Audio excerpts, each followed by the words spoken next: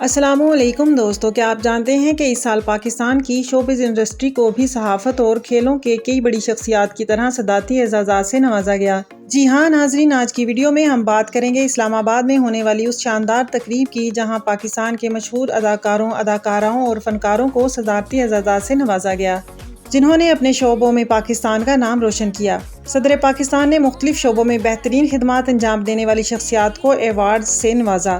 اس تقریب میں مشہور و معروف گلوکارہ حدیقہ کیانی کو موسیقی کے شعبے میں بہترین خدمات سر انجام دینے پر اور ان کے فلاحی کاموں پر ستارہ امتیاز سے نوازا گیا، جبکہ مشہور اداکار زاہد خان کو ان کی بہترین پرفارمنس پر انہیں پرائڈ آف پرفارمنس سے نوازا گیا۔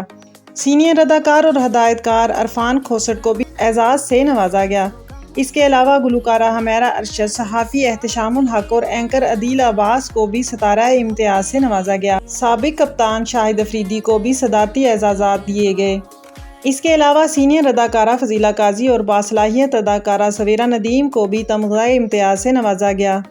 اس تقریب کی تصویر اور ویڈیوز کے سوشل میڈیا پر آنے کے بعد سوشل میڈیا پر اپنے فیورٹ اداکار اور اداکاراؤں کو تمغہ ملنے پر تہلکہ مچ گیا۔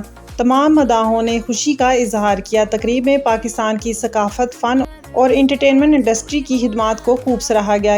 کئی فنکاروں نے اس اعزاز کو اپنے کیریئر کا یادگار لمحہ قرار دیا۔ سوشل میڈیا پر اس تقریب کی ویڈیوز اور تصاویر تیزی سے وائرل ہو رہی ہیں اور لوگ اپنے پسندیدہ فنکاروں کو مبارک دے رہے ہیں۔ تو ناظرین، آپ کی نظر میں کون سا اداکار اور اداکارہ اس اعزاز کی سب سے زیادہ مستحق تھیں؟ اپنی قیمتی رائے کا اظہار کمنٹ سیکشن میں ضرور کیجیے گا۔ ویڈیو پسند آئے تو اسے لائک کیجیے اور شیئر کیجیے، اور اس طرح کی مزید ویڈیوز کو دیکھنے کے لیے میرے چینل کو سبسکرائب کیجیے۔